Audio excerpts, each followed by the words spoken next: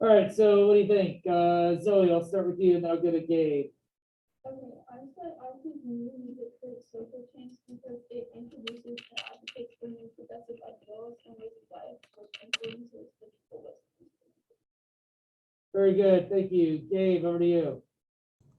I think that social change creates new music because music it's used as like a method of expression of opinions or values. It's often created as a reaction to what's happening rather than to incite a reaction. Miles, and then Blake.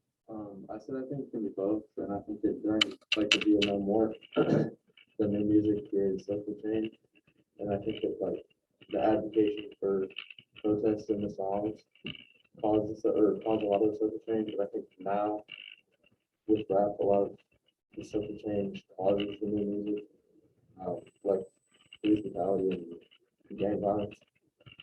Blake.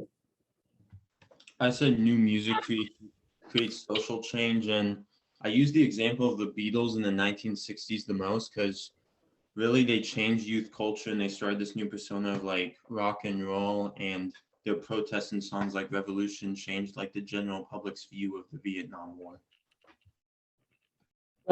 Great reference back to the Beatles, and I'll take it one step further. We'll go back to the 1950s and Elvis, and how Elvis as an artist was seen as perhaps creating a little bit of that social change, especially with the a teen group. Evie, over to you. I think the social change goes to the music, but as they said, like music doesn't need outlet for people to express themselves. There's a lot of that whatever it is, like it's kind of social acceptance and positive content. So if there's like a lot of social change that All right, good. Natalia, over to you. I actually said both. I think they kind of inspire each other because music can create social change for sure. I think it can enhance the social change as well and encourage it. And I think also social change can create music because as things in the world change, artists like desire to express those things because that's what they do. And through this, especially for like widely known artists, and it can inspire like a greater following for that change. And even if that wasn't the artist's intent, and it can also help like the change actually occur. And so I think they influence each other very much, and the artists can fill their art with observations about the world, and the listener can take this to the next level. So they build off each other.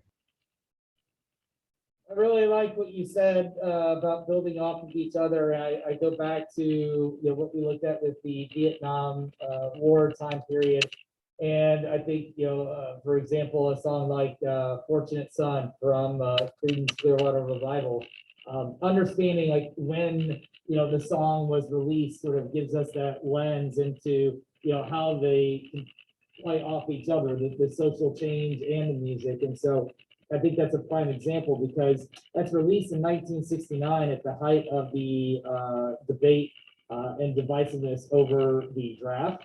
And so there are, reflecting what's going on in society with regards to the draft, but their music then also produces change. It's, after 1969 that we will get the institution of the draft lottery, trying to make things a little bit more equitable. So I think you also see that playing out in not just the rap of the 80s and early 90s, but some of the songs that have been released over the last year that have reflected in many ways what's going on in society, but then also are then trying to get change to occur based off of their music.